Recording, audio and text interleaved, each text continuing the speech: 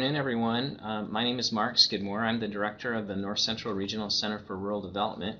Thank you for joining today's webinar series, Combating Opioids. This is a part of a Rural Health and Safety Education grant funded by the USDA around opioid prevention and education. And the series is hosted by Purdue University and the NCRCRD. So thanks again for joining us. Today's webinar guest is Sam Quinones. He's a journalist, storyteller, former LA Times reporter, and author of 3 acclaimed books. His career as a journalist has spanned almost 30 years. He's lived 10 years as a freelance writer in Mexico, where he wrote his first 2 books. In 2004, he returned to the U.S. to work for the LA Times, covering immigration, drug trafficking, neighborhood stories, and gangs. In 2014, he resigned from the paper to return to freelancing, working for National Geographic, Pacific Standard Magazine, and the New York Times, Los Angeles Magazine, and other publications. Today, he is going to be talking about his most recent book, Dreamland, the true tale of America's opioid epidemic. So Sam, thanks again for joining us today. And you can see you have a number of participants here. For you participants, we're going to have about a 20-minute presentation from Sam, and then we're going to open it up to questions, and you can type in your questions or comments right in the chat section below. You can see that on your screen. So Sam, welcome. If you want to start your webcam, then we'll be able to see you, and then we'll get going. Okay, thanks, Mark. Very nice to be with you guys. I just got back from a trip to Ohio, and last week was in Muncie, Indiana. So I've been traveling a ton for this. Been 3.5 years now of constant travel about this book, basically being contracted to talk all over the place. So today, I guess what I wanted to start doing was talk a little bit about my conception of how this got started. I suspect some of you may already have some background in that. I want to go over some things that I think are important, and then talk a little bit about where we are today, which is very, very encouraging and also very ominous at the same time. I would say the current panorama today. But I think basically this whole problem has its roots, in my opinion, in the 1980s for 2 main reasons. One is that was the time, that decade is when we began to see the seeds of this revolution in pain management that pushed first really by pain specialists. A lot of them were young docs wanting to kind of change the world, saw we'd done a very poor job of treating pain. And they began to push the idea that we did a poor job of treating pain because, and that was too bad, that we had the tools with which to treat pain much better, eradicate pain, in fact, they came to believe. And those tools were opioid painkillers, except for that doctors were afraid to use them. And that this was a shame, and they felt it was unnecessary. That they began to make the claim, I think in part due to the kind of the hubris of the revolutionary, in a sense. They wanted to kind of break down old ways of doing things, kick in a few doors, and they began to make the claim that these pills were virtually non-addictive when used to treat pain. The science knew that. Science did not know that. Pardon me, there we go. There is no proof that that's the case, that virtually everybody in pain can be given these pills without a risk of getting addicted, I'm sorry. And I think the last 20 years have shown that. But they made this claim nonetheless, and they said less than 1% of all people get addicted. They began to push, and they were joined, I think this a crucial factor in all this was that they were joined as the 80s became the 90s. By pharmaceutical companies, companies that were making the tools. They viewed each other as allies because the company, the specialists viewed them as allies because they were the ones making the new pain tools. And and that therefore should be welcomed as allies. And so they began to make the argument that maybe there was a new way. If the pills themselves weren't necessarily non-addictive, maybe a new way of administering these drugs were would be less addictive, and hence along comes OxyContin, and is viewed by a lot of these pain specialists as a great moment in pain management. Now, for some people, it was. For a lot of people, maybe not so much.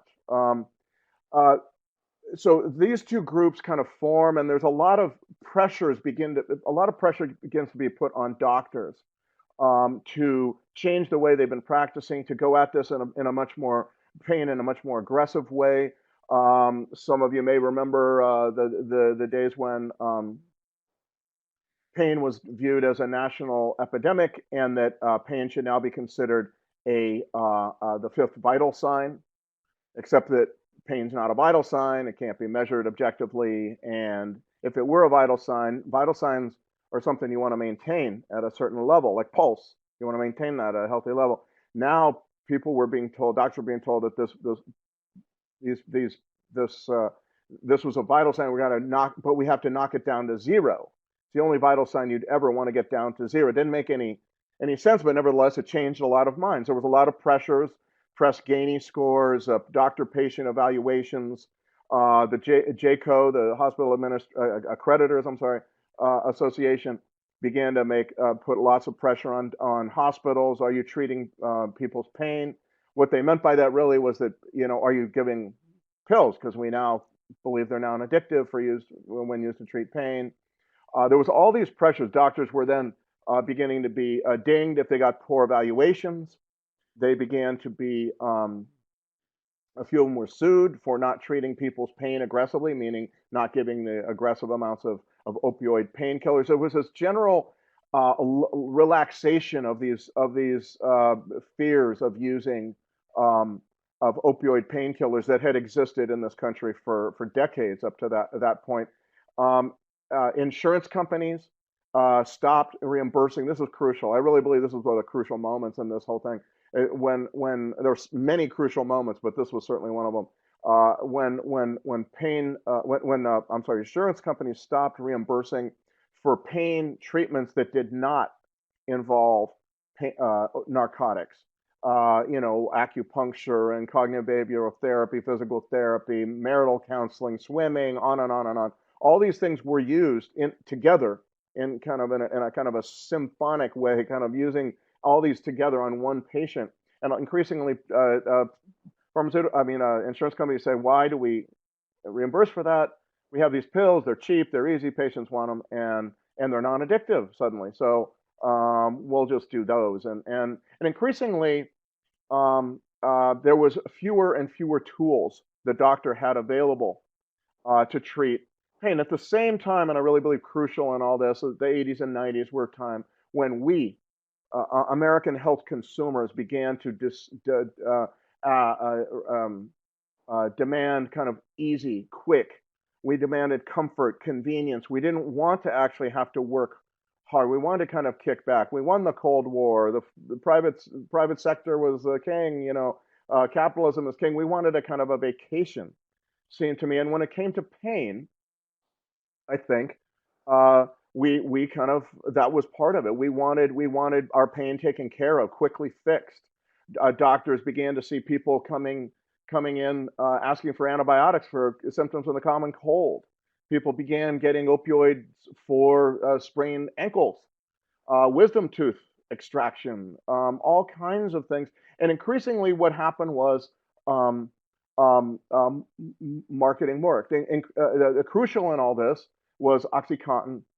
OxyContin came out at a time when pharmaceutical sales were themselves going through a very intense change. They were becoming far more aggressive.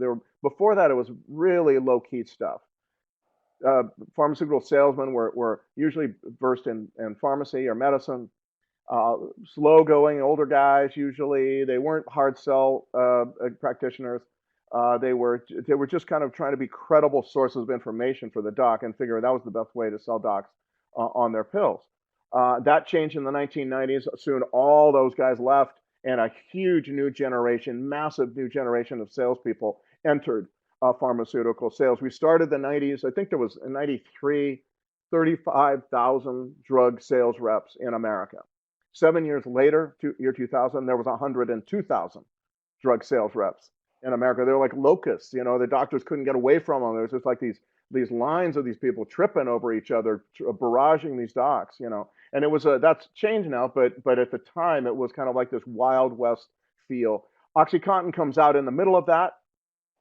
Purdue is which makes OxyContin, you probably know, is a company that gets involved in this kind of massive, very, very aggressive sales. It's actually not the largest company to do that. I mean, it hired 1,000 sales reps, which is a fair number. But I mean, Pfizer had 12,000. Other companies had many, many more. But Purdue is the only company whose virtually sole product was a narcotic, and which they began to sell in this very, very aggressive way beginning in 96 when the drug comes out.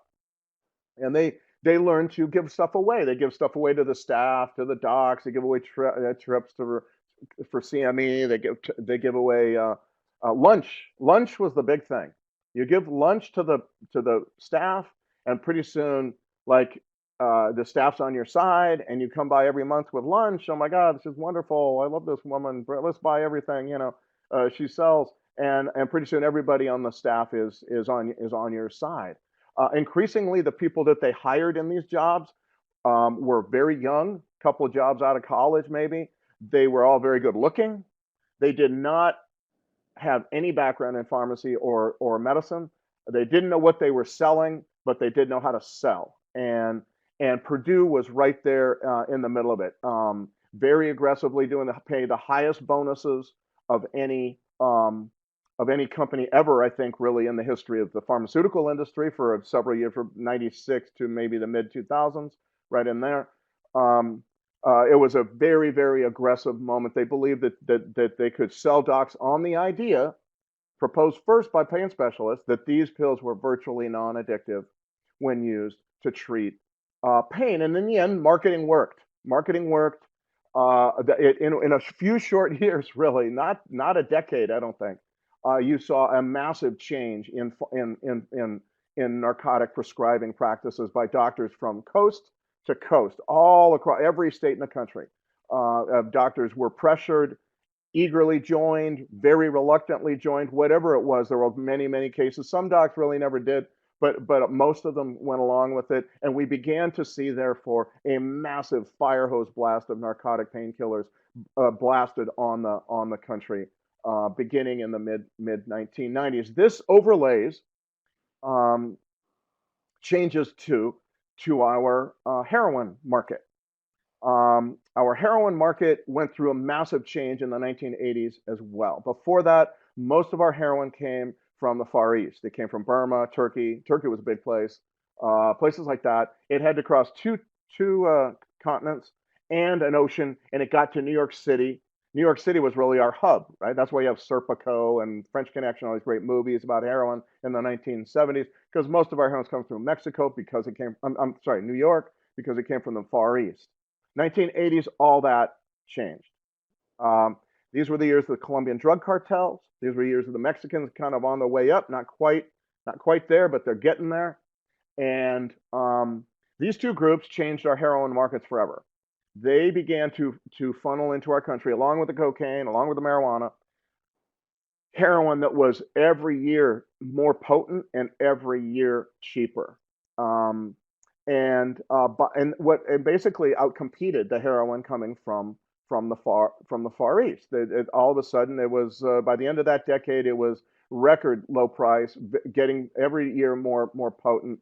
And the Far Eastern heroin really couldn't compete. It just had too far to come to get to the users, the addicts, the customers. And so by the end of the 1980s, early 1990s, we had a brand new heroin market essentially.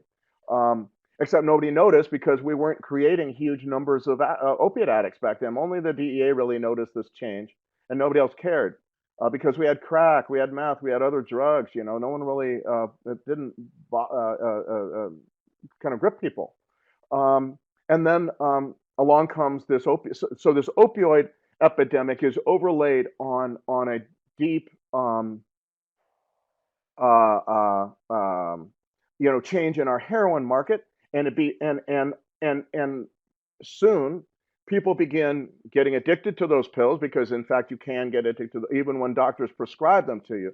For a medical emergency, you can get addicted to them. This has been shown, I think, over and over. And and and then maybe the doctor cuts people off. People, a lot of things. They lose their insurance, whatever happens to be the case. They begin to go to the black market, and on the street, the black market. We now have a black market of pills. Selling pills on the street is about $1 a milligram usually in most markets. That's very expensive when you're doing 150, 200, 300 milligrams a day. But then along comes, so people begin to look for something that is as potent and much, much, much cheaper. And they find that solution to their dilemma in cheap Latin American heroin, increasingly Mexican heroin coming up. I do not believe we would have the same kind of heroin problem we have today without OxyContin. OxyContin creates this new group of users out there. But I don't believe we'd have the same kind of heroin problem or heroin slash fentanyl, which we'll talk about in a minute, the way we have today. The fatalities, this extraordinary death toll, unprecedented death toll, without very, very potent and every year more potent heroin coming from Latin America. The Far Eastern heroin was not the great alternative that the Mexican and Latin American heroin in general was. It was not as potent and not sufficiently cheap. On the contrary, it was very expensive and very weak because it had to come 10,000 miles away to our shores, and then was sold and sold and cut and cut. So we would not have a heroin problem today, fentanyl problem, whatever you want to call it, opioid problem, without OxyContin and without the combination of OxyContin meeting Latin American heroin. And so if you all are in Indiana, looks like most of you, I think, maybe all of you, you probably know some version of this or some idea of this. Today, we face two very diverging things that I think are on one hand on one hand very ominous, and that is, of course, the arrival of fentanyl and its analogs, many analogs, and that is the case because fentanyl is the great disruptor, just like Airbnb or Uber or Craigslist.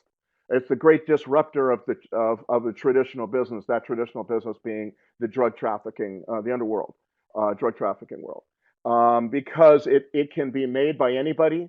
It can be bought from China, although they just regulated it, so we'll see if that continues. And this week, I think they did that. But whatever the case, it's very easy to traffic, very easy to transform certain chemicals into fentanyl if you know what you're doing, or buy fentanyl and transform that with a pill press into counterfeit pills. That means anybody can be a kingpin. You don't have to own territory in Mexico or Colombia. Anybody can make kingpin size quantities of drugs and very easily traffic them. That also means that the users are changing. Fentanyl is now being obviously it was first a substitute for heroin. It's crowded out heroin the same way that Mexican and Latin American heroin crowded out the Far Eastern stuff. Fentanyl has done that to heroin in many markets, not every market, but I'm aware of many, and I think Indiana is one place where that's gone on. And so now you have a brand new drug. Now it's being mixed with methamphetamine, meaning it's with cocaine. A couple of reasons given for that. One is that there is sloppiness. A lot of people, these guys who are mixing it, don't really know what they're doing, and so they're mixing this and that, and they don't really know. The other is that they are trying to boost their product, and as one cop said, I think they view fentanyl as kind of magic dust, like whatever you add it to will just naturally increase the customer base. In the case of cocaine, very real possibility, I would say, that it's being added to cocaine to addict the black community.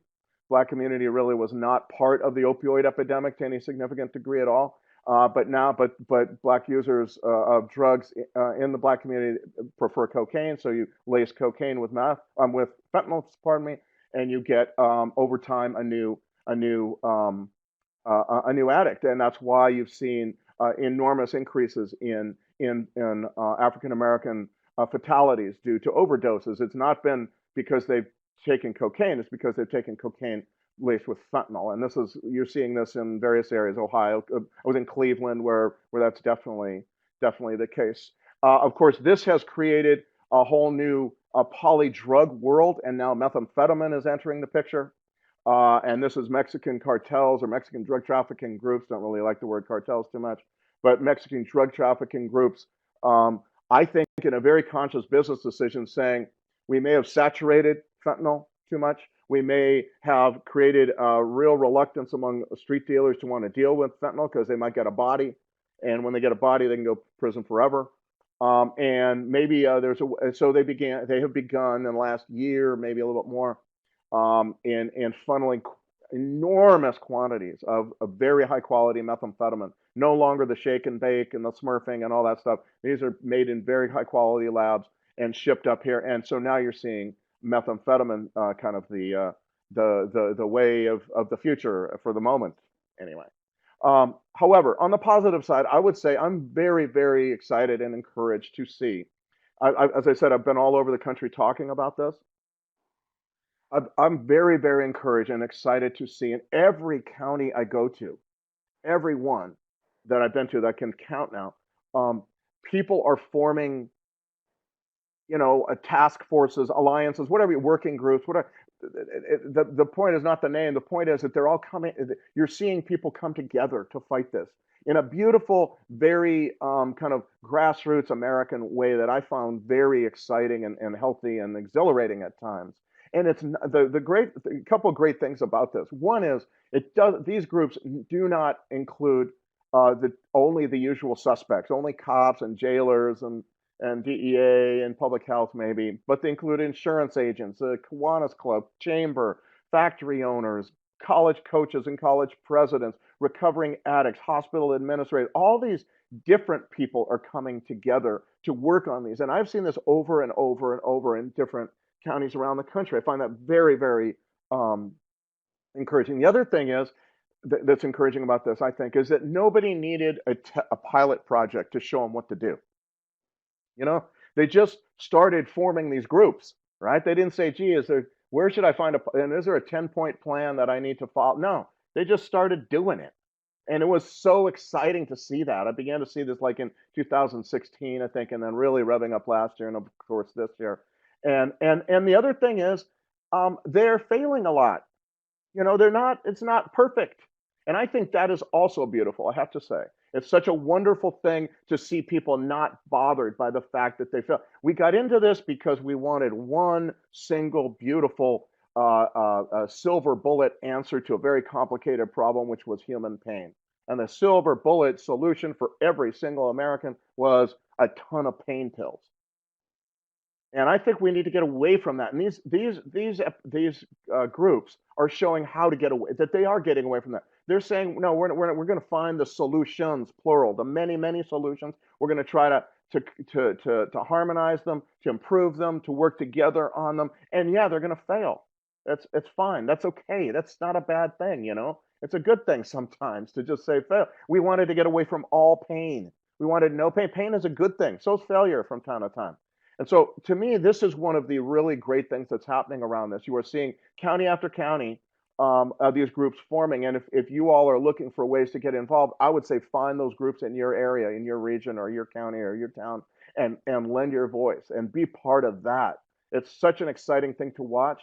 And it's beautiful because this is the deadliest drug scourge brought about by massive addiction to and massive prescribing and then addiction to the most isolating class of drugs we know as a species, as humans.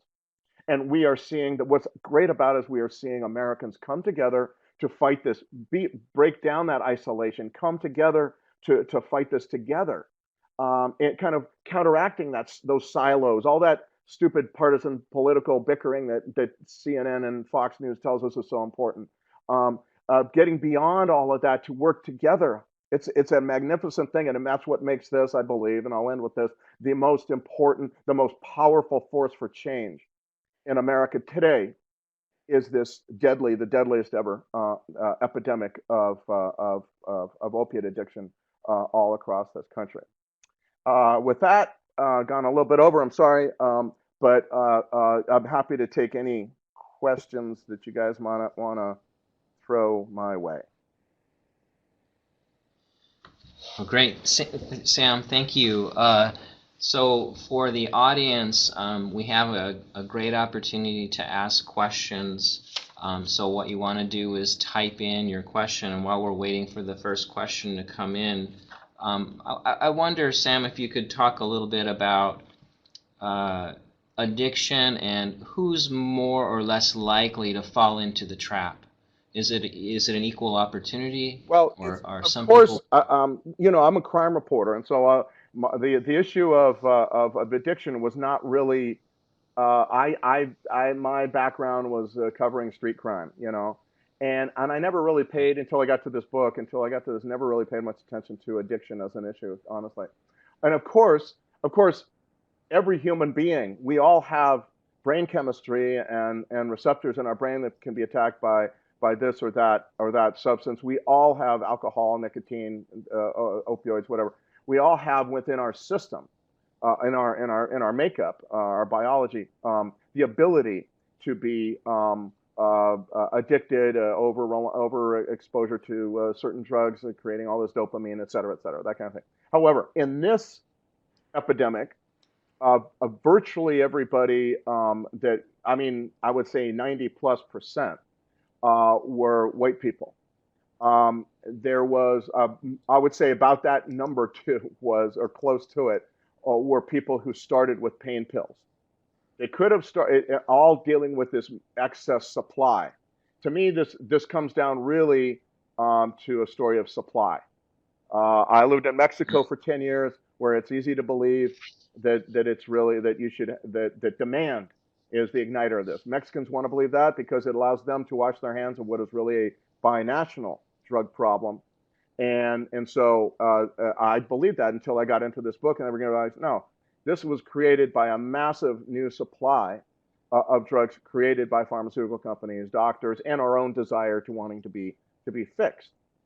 So I think anybody can be addicted. In this case, the idea that it obeys no boundaries, that's theoretically true. In this case, it happened to be mostly white people. I would say when it comes to white people, it's almost every class, though. I mean, it starts in Appalachia, poor, low-income whites, Rust Belt areas, of course, just in Ohio, in a town that qualifies, and definitely they've got a huge problem there.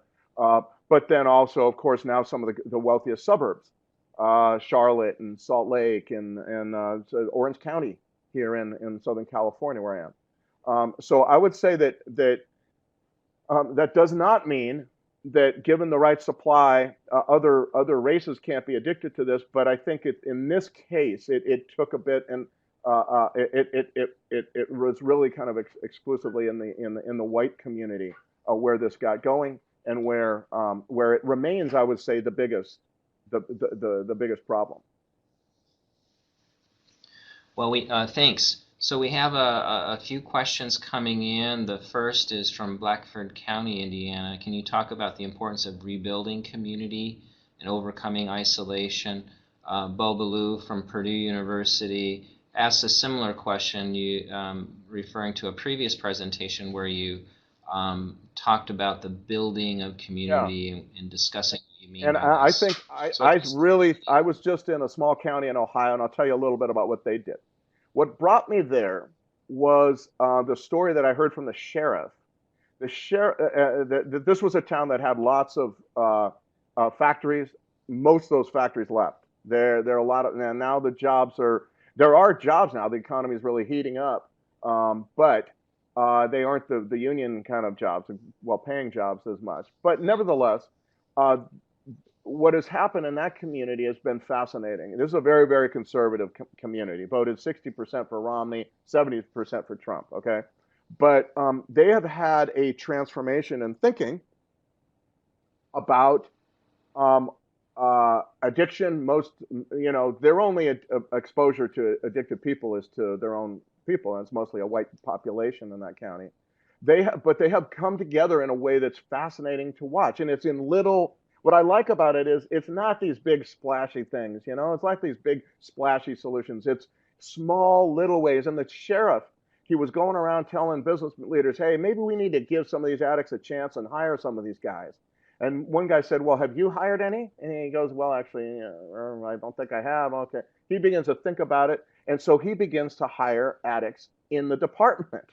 It's that kind of thinking that's undergoing drastic change now. This is a super conservative guy, watches Fox News, got a buzz cut haircut, and he's hired 6 addicts. And he's very honest. He says, 3 of them washed out. They didn't work. They just didn't work. First, he's got a job where they work part-time on the grounds and cleaning and landscaping and so on. But then one guy he's hired has become a dispatcher.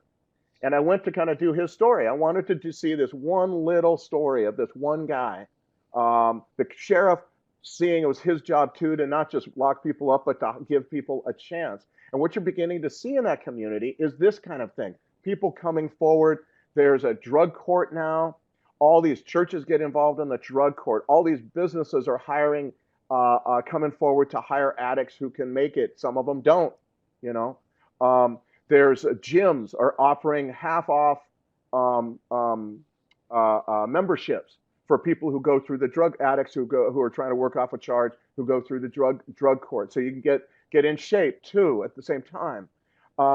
You're seeing these little things. It's innovation coming in small incremental steps, and none of which is sexy, none of which is noticed, but is nevertheless such an encouraging thing. Almost makes me want to cry sometimes when I say this kind of stuff, because that's the way it seems to me that we're moving forward on this. It's this small stuff. So building community by getting outside, by going and meeting people, by being among people, by opening your doors as a gym or as a factory to people you may have once have thought were scum. This kind of thing is kind of what I believe to be kind of the beginnings of rebuilding community. That's what I got anyway. Yeah, great. Thanks. You have a lot of people who work in community development in the audience, and so that resonates for a lot of Oh, us. it's such an important job they have. It's so important. Those guys, whoever you are out there, think small. Really, think small. Think small stuff, small steps. It's a beautiful idea, and it gets us all away from this idea that we need one big community development, economic development starts with one little one little business, one little house. I'm also we can go on from there, but we can talk more later about that. Well, you're preaching to the choir. Okay, good. So the next set of questions focus on what are some signs of addiction? What about prescription drug monitoring programs? What about treatment? It's so challenging for people to overcome this type of addiction. Can you talk about that set of? Yes, yes, it all involves getting used to the idea that failure will happen. When I was watching the World Series here in Los Angeles, the Dodgers were playing. Dodgers lost, but in the middle of the World Series, I think it was Game 3, they wrote a story quoting a player about the manager of the Dodgers, and they said, Dave Roberts, great manager, because he understands failure. He understands that failure is part of the game. In fact, the very, very, very best baseball players in the history of that sport have failed 60 and 65% of the time. Dave Roberts has a lifetime batting average, I looked it up, of 266. That means he's failed 74% of the time. And yet kept on going and kept on not worrying about it and kept on plugging. And I think we got into a frame of mind in this country that demanded success. And if success wasn't happening, then it was money wasted. And that is not true. That is not true. And I believe we need a massive investment in treatment. It needs to go fairly slowly. We don't got to do it badly. We need to do it well. But we need to invest in our treatment facilities so that in every town in America, there's a place we can go, yeah, there's the treatment thing, big deal, no big deal. It's just there, and it's for people, and it's not a bad thing. It just should be viewed as normal because that's what addiction is. It's as normal as any other disease, cancer or what have you. It's just normal. It happens. It happens, and we need to work on people and make sure that people know that we're there for them and that they can fail. We don't want them to fail. We're not looking for them to fail. But if they fail, it's not the end of the world. Just like in baseball, it's like that kind of thing. I would say signs of addiction. I think you asked that, if I remember. Um, the signs of addiction are isolation. Yeah, number one, I would say people kind of withdrawing into themselves, discarding all those old pursuits, friends, family, relatives, places, and just kind of going around with a bunch of new people who, new contacts on the cell phone that you don't know. If you're a parent, what's this? Who's this? Don't know this guy. Who's Lance? What's that about? What's this guy? That kind of thing. Um, Obviously, lying. Any request for money, all that should not be believed. There's a long a list of things. I would say, though, it's in general, it's people isolating themselves, pulling, withdrawing, and that's why I say this whole idea is this whole theme of this. As I got into it, I began to realize it's isolation versus community. It's not an economic story. People would say, oh, this is all about the folks in the really poor areas having trouble with deaths of despair. That's part of it. They have their own story there, sure. But overall, you cannot understand why there is massive, large numbers of addicts in Orange County and suburban Charlotte, North Carolina, through economics. It is isolation. That isolation versus community. And that's one of the main ways people have of showing kind of that's one of the main red flags, I would say. I think I may have missed the question, and I'm sorry. Well, there was also a question about, you mentioned that there's no silver bullet for treatment. Is there Oh, is there something that works that you've seen that seems to have some promise, well, or I mean, I think it's is there very important that we need along those to. lines, strategies for community, what communities have done that seem to have worked? Well, I think banding together. So in one addict's case, this one guy that was hired as a landscaper and then a dispatcher and is now doing very well, 4 years clean. Um, I would say that hold on one second, I lost my thing. Okay, I'll just keep talking. You can see me all. Can you all see me now? Still? Actually, we can't see you right Oh, there now. we go. Okay. There we go. Okay, I'll just keep on doing that. There we go. Um, that how did this one guy get clean? It was the sheriff giving him a job, the doctor absolving him of his debts because he owed monies to all these docs because he had doctor shopped all over the county. Um, the drug court giving him a thing. There was a few other things that helped. But what I'm saying is, this one guy got all this support. Instead of saying you're scum, I hate you, get away. In fact, there was some of that. He began to find support on crucial things like how do I get around, like how do I get medical attention. Well, the one doc says, okay, I'm just going to give him my I'll just absolve him of the debts that he ran up when he was addicted, and we're just going to go start from scratch. Um, I think it's that coming together. I would say medically assisted treatment is actually very, very important. He didn't use it, but it's very important because we need to provide some way of preventing people who get out and out of treatment to avoid relapsing. And then when they relapse, see the dope on the street today is very, very potent. It's fentanyl. It's all this stuff. It's very potent, and you can very easily die. It's very dangerous to get out of treatment for opioid addiction today, because you can very easily die next time you relapse. And so the treatment there is really, really medically assisted treatment is really important. But remember, the key word in that is assisted.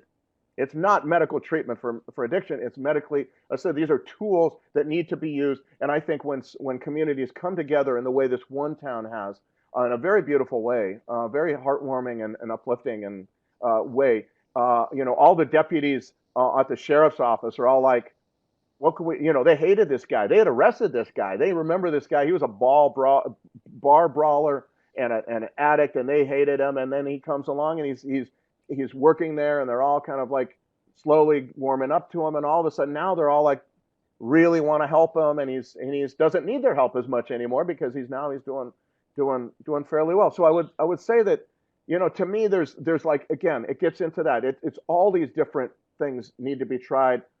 It's not one thing. It's not even two or three things. There's probably dozens of things that need to be tried. Every Monday, I haven't seen this because I wasn't there on a Monday, but every Monday the drug court, these ladies from this church show up. They just show up to be nice to the addicts. I mean, I love that. I've got to go out back to that town and see these ladies, and talk to them. Just see, hey, what do you do? Well, we just show up, we pray for them, we bring them cookies, you know. Great, wonderful, that's beautiful. I love that is where we're going with this, and I think that if we get there all across the country, we are going to be much better off as Americans. And this kind of links into a question by Candace who asks about stigma. And I think about people who realize, oh, I've got a sister or a brother or a cousin or somebody who's struggling with this, that makes it much more real. Can you talk a little Yeah. bit about stigma and breaking down those Well, barriers? in my opinion, and I know I'm biased because I'm a journalist, I'm a storyteller, but to my way of thinking, the only way to do that is through stories, real people's stories. And that means bringing parents to groups and going to church groups and bringing an addict who can actually look the people in the eye um, at the church on Sunday and say, this was my life. And you know what? They revived me. Excuse me. Sorry about that. They revived me 7 times on Narcan. Now, most people think that's way too many. We should have let them die. But then they see this guy standing in front of them and they say, you know what? Wow, okay, I'm wrong. It's through story, it's through flesh and blood that we change. It's natural human thing. When a plane goes down in Malaysia, I'm sorry, I don't want people to die in a plane crash in Malaysia, but it doesn't really hit me. It doesn't hit any of us, probably, right? Well, the same thing here. People need to see, need to hear. So if it's a rural area, I would find ways of wherever people meet a lot, see if you can go there with people who have stories, people they might know, or they know their folks or something, their cousins or whatever. And they say, and then tell your story and let these people let it seep in. And so the truth is, you got to do it a lot. It's not like it's some guy goes once and there's a great epiphany and everyone changes their mind. This is a kind of a gradual thing. You kind of grow into it. But my feeling, I don't actually know the answer and any other answer to that very good question other than through stories. And there's a variety of ways of telling stories. Of course, the newspaper, TV, podcasts, radio, what have you. But then the other way is probably the most potent way is through people connection, that kind of thing. Well, great. I have a comment by Anne just noting that in your book you're very optimistic about the community-based solutions. Great Yeah. book, highly recommended. And then Karen had a question about legalizing marijuana and potential benefits or costs of that. Yeah. I will, as quickly as I can, try to explain to you my evolution on that topic. Okay. I lived in Mexico for 10 years, and while I was down there, I came to believe we needed to legalize marijuana in the United States because marijuana is the gateway drug for all Mexican drug traffickers. That's how you start, develop your capital and all that stuff. So I felt this was very important for the United States to legalize marijuana because it would subtract a constant income from Mexican drug traffickers, and in my opinion, the most toxic influence in this hemisphere is the Mexican cartel drug trafficking world. Then I moved back to the United States in '04, and I began to realize, well, that except for that the marijuana that we're growing now is not marijuana at all. It's some kind of mutant beast. 35% THC, scary, psychoactive kind of properties. And I began to realize that our question had remained the same since I was the seventh grade when I first smoked marijuana, right? And it had not changed. Should we legalize marijuana? Meanwhile, the marijuana changes radically. It goes from stuff that's like barely 3 or 4% THC to stuff that's 35, now 40. Now it's just scary. But we still keep on thinking of marijuana as if it were the 4% THC that I smoked when I was in seventh grade. And so I believe, look, there's a lesson from this story, the opioid story that we're talking about today, it seems to me. And that is, be careful. Be careful what drug you make legal. It's the legal aspect that makes it most dangerous, that you got to be most, because underworld stuff, a lot of people don't go near it because it's in the underworld. But when it's legal, a lot more people come to it. Be careful what drug you make legal and make sure, and what drug that is very, very potent, you make legal and make available to a wide swath of people in a hurry. Like there's no problem with it. Well, we said the same thing about the pills. Remember, people ask me, do we not believe in legalizing marijuana? And I say, well, or drugs? And I say, well, what part of this story makes you think that it's a good idea to legalize drugs? All this starts with legal drugs. Now, I do happen to believe in legalizing marijuana because I do believe that it will help cripple the Mexican traffickers to some degree. And I believe we need to study it much more thoroughly. But I also believe we need to take a lesson from Prohibition. When we ended Prohibition, we did not legalize all that stuff that was called liquor. It was actually turpentine and all kinds of weird concoction, made people blind, damage body organs, make you jittery and paralyzed. We didn't legalize that for commercial sale. You could drink anything you want in your basement, I guess, but we didn't legalize that for commercial sale. On the contrary, we regulated potency.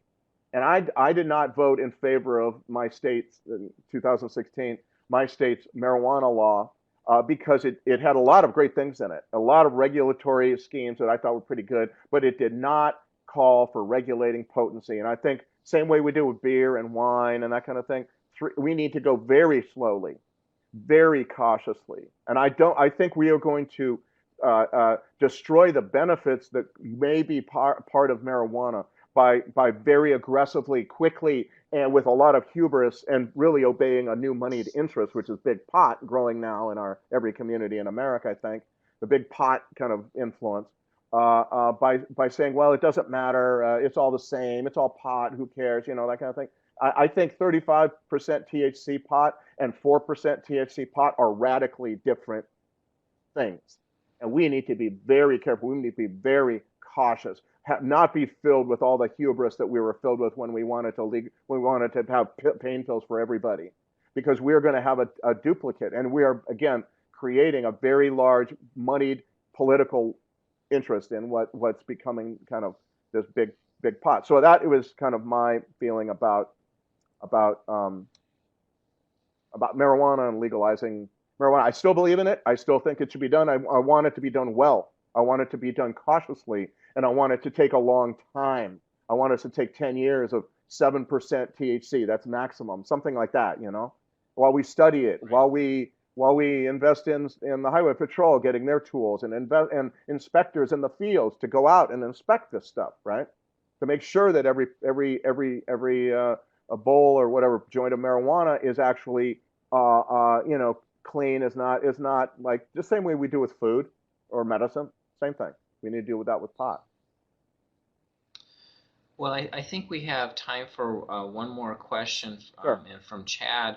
And when I ask that question, before I ask that question, I just want to remind the webinar participants to please give us feedback on the questions here. We really appreciate that. So Chad is just asking, again, coming back around to community questions about, well, what about local government bodies? What can they do? No, I see the question. I think it's that is where this is happening.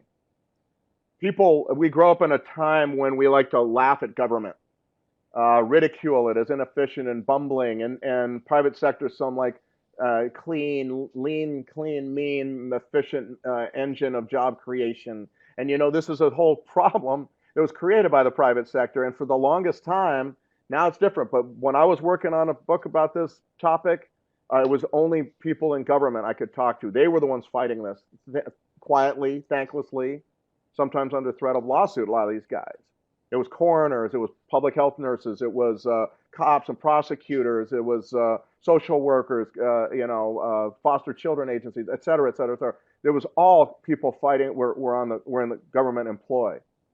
So this and all many of those groups that I referred to earlier at the county level, it's happening through counties.